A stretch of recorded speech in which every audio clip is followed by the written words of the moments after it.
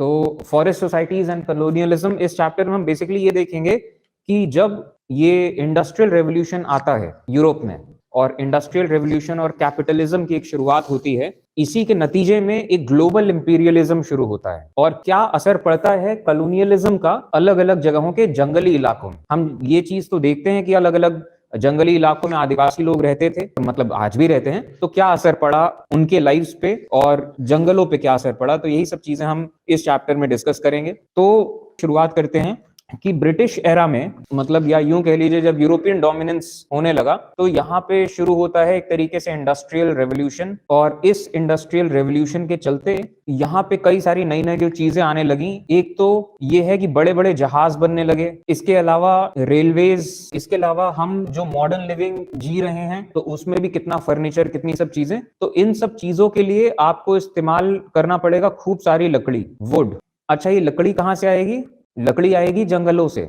आपको जंगलों को काटना पड़ेगा, तब वहां से इतनी लकड़ी आएगी कि आप उससे ट्रेन्स बनाइए, आप उससे बड़े बड़े जहाज बनाए। और ये इंडस्ट्रियल रेवोल्यूशन एंड ये जो कैपिटलिस्ट सिस्टम है, हम इसे कहेंगे मार्केट कैपिटलिज्म, इस सेंस में कि एक बहुत बड़ा सा इलाका है जहां पे कोई जंगल है, वहां पे जानवर भी हैं, वहां पेड़ पौधे भी हैं, जड़ी बूटियां और ये सब हर तरह की चीजें हैं। तो जो पहले का लोग था, जो ओल्ड सोसाइटीज थी, जो पहले के जो समाज थे, इनमें क्या था, ये काम करते थे फॉर सर्वाइवल, कि हम जी लें सुकून से, बस इतना काफी है। और फिर ये जो नए सोसाइटीज आने लगे, न्यू सोसाइटीज, इनमें एक बड़ा फर्क ये आया कि अब यहाँ पे आपको सर्वाइवल नहीं करना है, आपको प्रोडक्ट्स बनाने हैं, product for business and for war. तो जैसे कि एक तरीका ये होता है कि जैसे मैं आपको एग्जांपल इस चीज का देता हूं कि ये एक बहुत बड़ा सा इलाका है, इस बड़े से इलाके में पेड़ पौधे भी हैं, जानवर भी हैं। तो एक नजरिया ये होता है जो पुराने जैसे नेटिव अमेरिकन या इन सब लोगों का,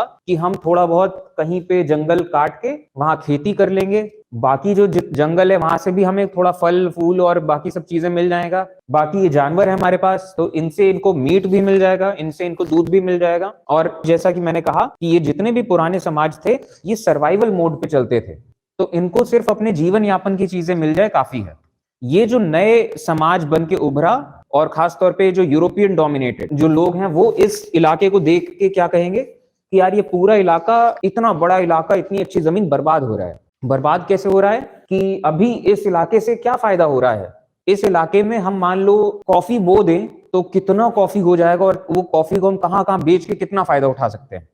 इस पूरे इलाके में हम मान लीजिए केले की प्लांटेशंस कर देंगे, बड़े बड़े इलाकों में केले लगा दें, कहीं चाय लगा दें, कहीं टोबैको लगा दें, टोबैको लगा देंगे और सिगरेट की कंपनीज को बेचेंगे, कितना मुनाफा होगा। तो एक नजर ये होता है दुनिया को देखने का कि अरे यार बर्बाद हो रहा है, क्या फायदा हो रहा है, जमीन खाली छोड़ दी, जमीन का यूज नहीं हो रहा है। और जहां के जो लोग हैं उनको भी देख के तिरस्कार का भाव कि अरे यार इतनी अच्छी जमीन और किसी काम के नहीं है, ये लोग कोई यूज नहीं कर रहे हैं, और इससे अच्छा हम क्यों ना इस्तेमाल करें जमीन का। तो एक काम करो, ये जितने बाइसन्स हैं इनको मारो, काटो, हटाओ, और यहाँ इस पूरा इलाका साफ कर देते हैं और यहाँ पे कॉफी उगा देते हैं। तो आपने इस जगह को यूजफुल बना दिया। ये जो जगह यूजलेस हो थी, जो वेस्ट थी, जिसका इस्तेमाल नहीं हो रहा था, आपने उसे मोनेटाइज कर दिया, यूजफुल बना दिया। मतलब यूजफुल कहने का सेंस कि मतलब पैसा आ रहा है वहां से, अभी पैसा नहीं आ रहा से।